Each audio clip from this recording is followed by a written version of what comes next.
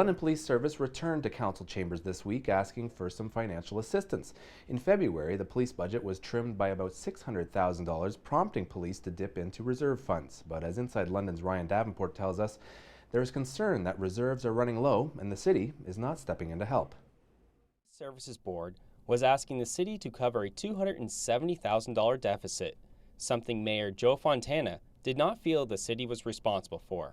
And that's why they have reserve funds. That's why we have reserve funds. I think we indicated, and they indicated why they had to draw on some of the reserve funds, but that's exactly why the city sometimes has to use them. I think I made it clear, though, that if there was an exceptional charge that they, or expenditure that came about because of a long investigation and so on and so forth, I mean, a simple request. But you heard, no other time in the history of the Police Services Board did they ever come and say, cover my deficit. Councillor Bud Poolhill agreed with the mayor and feels the Police Services Board should be more fiscally responsible. I think it was the right thing to do to not cover it. I think that they do have reserves of their own that they can use rather than city, and if they come to a situation where they actually have a major expenditure that they need to cover, then they can come back to us then, but I didn't think it was the right thing to do at the present time.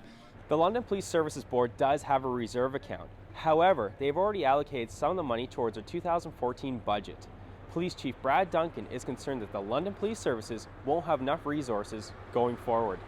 This reserve was created a number of years ago because we have no contingency if we have an exigent circumstance or an extraordinary deployment. It could be a major homicide investigation. There was no ability for us to then absorb it in the operating budget. So this has been slowly built up over a number of years. Councillor Judy Bryan showed her support for the Police Service Board's proposal.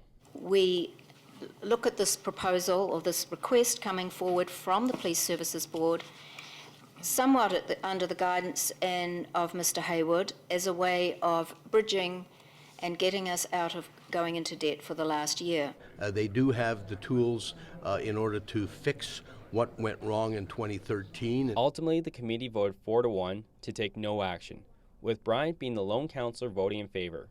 The decision still goes to full council next week. For Inside London, I'm Ryan Davenport.